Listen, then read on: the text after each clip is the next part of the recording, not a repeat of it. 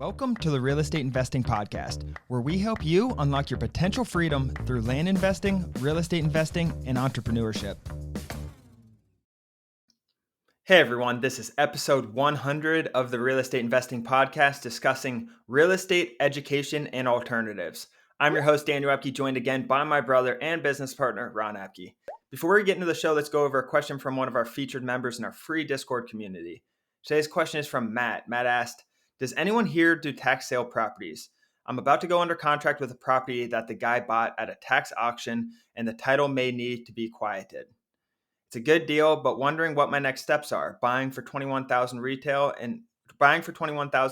is $80,000, but would list at $70,000 to $75,000.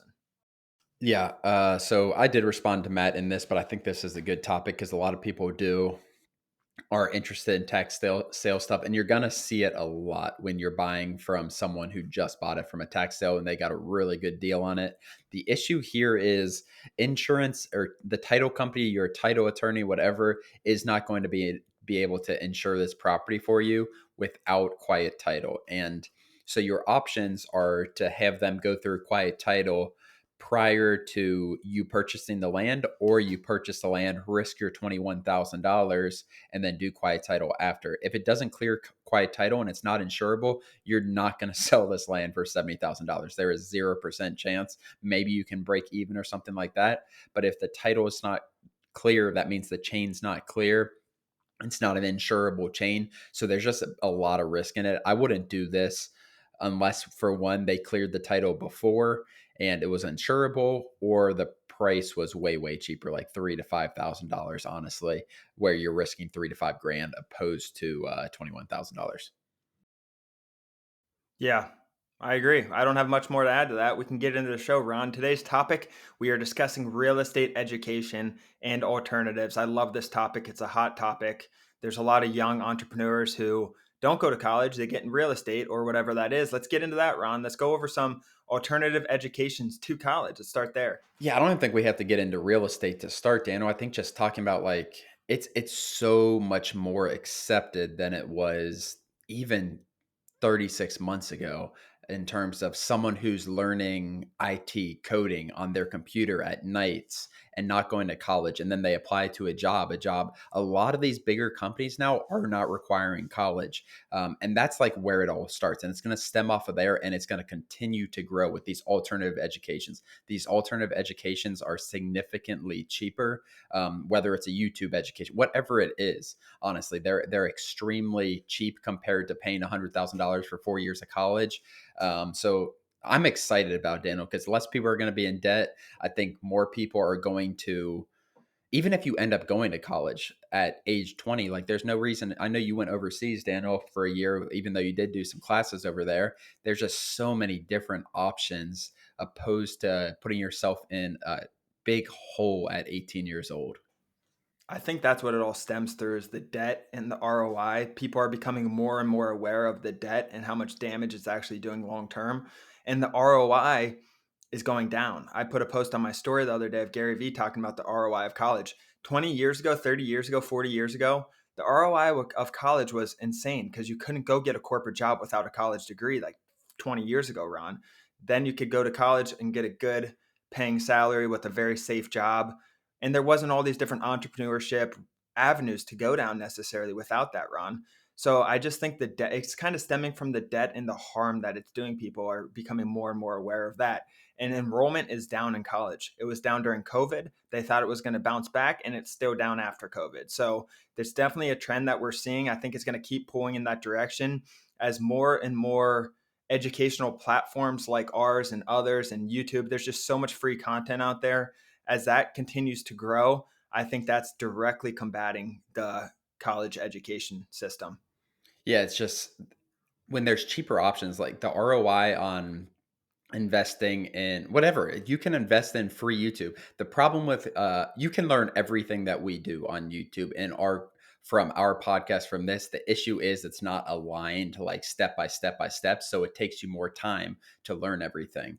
But like, big companies, what we do when we're hiring, like, we evaluate skills. I don't care. I evaluate skills and values. I don't care where they went to college. If they went to Harvard versus they were a high school dropout, if the high school dropout has the values that fit our company and the skills to do the job that we're hiring for, I'm going to value that over someone who graduated Harvard. Like it's just, and all the bigger companies are doing this now. Logan, our project manager, he didn't go to college, correct, Daniel? I don't think so. I don't know, and that's the thing. Like, I don't know where any of our employees went to college because I don't. Not saying I don't care about where they've been. I just that I don't view that education as a pro, honestly, for me and what we're hiring for. There are some roles, and obviously, like if you're choosing a doctor, you're going to choose the doctor that went through 8 years of medical school, opposed to someone who's doing it from their basement. But I don't know. I'm excited about where it's going because these big institutions are going to have to change, or they're not going to be able to make money. Yeah, obviously things like doctors and a lot of times scientists, things like that, research based.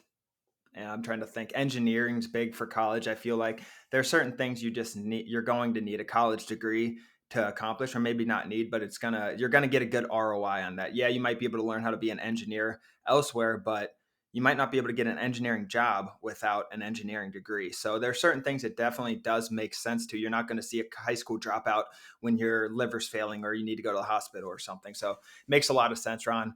But let's go over kind of how we got into real estate, Ron, because we did both go to college, but that really doesn't have anything that we're doing. Ron, you are a chemist. I mean, Yes. you're a mad scientist in college, and now then you went to basketball coach, and now you're entrepreneur real estate. Yes. That's funny how you say it. It's like, so I went into college and a lot of kids at 18 years old, and that's part of the issue. They like look at what jobs make money, whatever it is. And um, I wanted to be a pharmacist. They make 100 grand. They come out of college making 100 grand. That sounds really good. Let's be a pharmacist. So I went into kind of the chemistry field, I believe. Maybe it's biology. So I don't remember honestly. So I went into chemistry and I got chemistry degree 3 years into high school or 3 years into college. I'm like, I don't want to be a pharmacist. Let me look into my other options. I talked to my counselor. They're like, you can do this and this. This is going to take 3 more years though. But if you want to graduate next year, stay in chemistry. You can be a teacher. You can come out, be a teacher, do a year program or something like that. So I'm like, all right, that sounds cool. Let's do that. So I did that. I got my teaching license. I taught for a year. I'm like, this is not for me. I don't want to be one of those high school teachers who just like looks forward to the summer. Um, but going into the real estate part, Daniel, like I just learned we did Daniel and I are kind of like doing a lot by action and learning by failing. So we learned a ton by failures. We found a really good rental property 5 years ago. This was our first rental property that we had. We learned a ton from it. It was actually a commercial property, a multi-use property. So it's been a lot of education, listening to podcasts, watching YouTube videos. We have purchased some courses to learn different aspects for rental properties, all that stuff. So it's been a combination of a lot of things, but we've just constantly tried to learn and grow. Yeah, we've bought a ton of courses on different things. For me personally, a bunch of e-commerce courses, marketing courses, things like that. And that's kind of what this is about, like alternative education. It doesn't, I'm not talking real estate or land investing. I'm just talking about alternative education for anything. I bought in finance courses, stock courses, trading courses, things like that as well. But like you said, Ron, we got right to it after college, and I'm wondering where I'd be if I didn't go to college because I just right after I got to college, I became uber focused on investing and where I'm gonna buy my first rental property. I started stock investing and trading stocks and things like that. I was just so hyper focused on investing it when I got out. It probably would have started a little early, I'd imagine, if I didn't go to college. When I was in college, you don't have money, you're getting in debt. That's an excuse. I probably still could have figured out something to do, but I didn't. And I think it's just because I was so occupied with college and doing all the college things you do. Yeah, and it's just I I don't know. I tried to think of like what I got out of college, and it's hard to like pinpoint. Like, I'm not saying it was a waste of 4 years. You meet a lot of people, but you can meet people if you're whatever, you're working for those 4 years, you're learning a skill, like actually learning a skill. But in terms of like skills I learned in college, Daniel, they're few and far between for me. Like there are experiences and things and jobs that I did that provided some skill, but it wasn't like it wasn't that $100,000 that of school or whatever, a $60,000 of school that went towards that.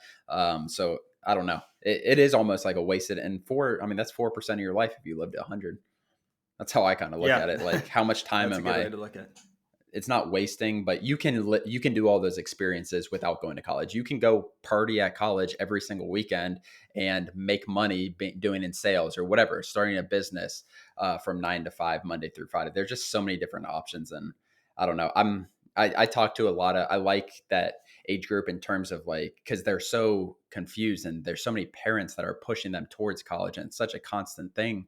And I think it's going a little bit away from it, but it's still very difficult for these kids to kind of tell their parents, like, listen, I don't think it's for me right now, at least. You can always go back.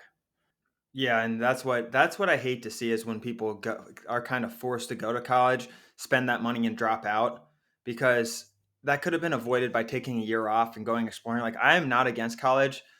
I think a lot it's good for a lot of people and it like we said a lot of careers really need it and if you want to go to college that's great but people are getting forced to go to college. I think that's where the disconnect is, and it's such a social norm. Ron, you go to college, you get your 4 year degrees, you go in debt, and then you get your job after. The disconnect I see is for the people who don't know what they want to do. These are 18-year-olds right after college. That's part of the reason I took a gap year and went overseas for a year to try to figure that out a little bit and there's a lot of people like in Europe, they do the same thing. They take a year off or a couple years off, and then they're older. Like in Israel, for example, you go to the army first and you're in the army for 3 years. Then they usually take a year and travel or a couple years and travel and they go to Thailand and live over there for a little bit. Then they come back and they're like, okay, what do I want to do? But by that time, they're like in their mid 20s. So I think I'm not here to smash college and say it's not for anyone. I just think it's not for most people who go, and that's where the major disconnect is.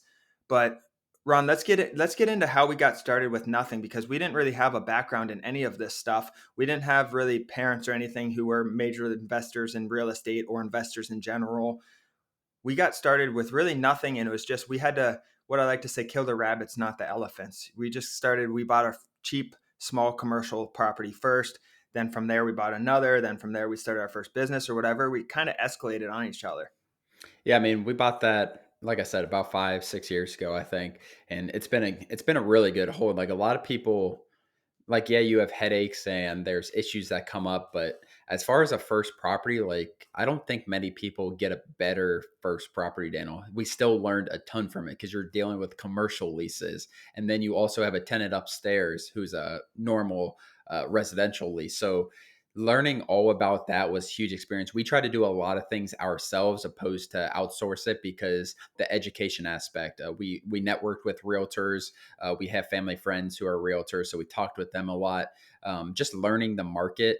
But our experience or how we learned, how we get started with nothing. Obviously, a big part of it is you need to save up enough money if you're trying to get in your first rental. You need to save some money to get your first rental. Right now is a really good time to do it because the market is going down and it's turning into a buyer's market. But you got to continually educate yourself. That is the biggest thing I want to push on you guys.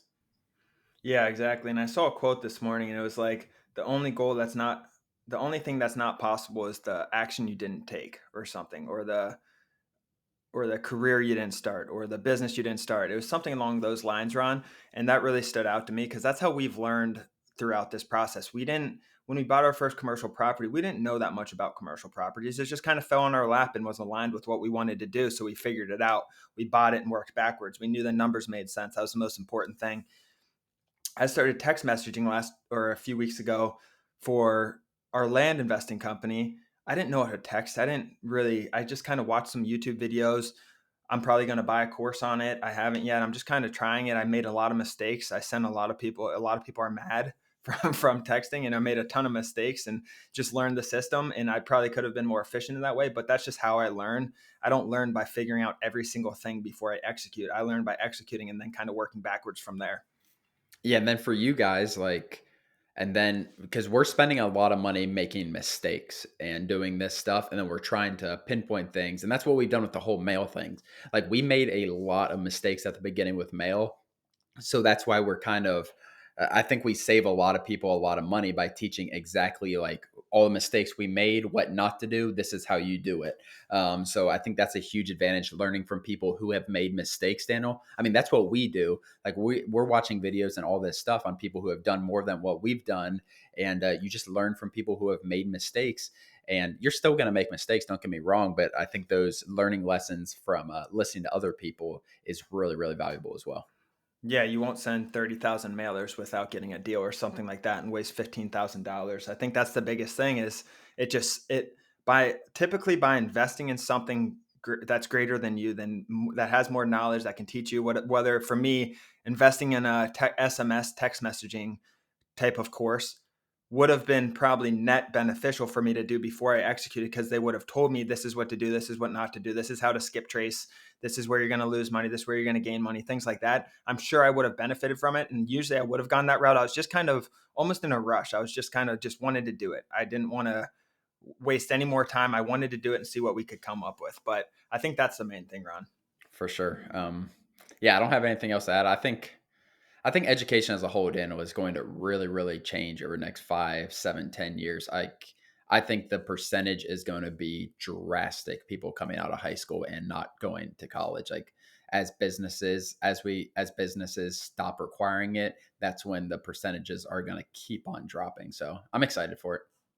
And that's kind of my vision with what we do, Ron. Like, we are an educational platform. We're promoting freedom and work backward from there. We want people to have more freedom.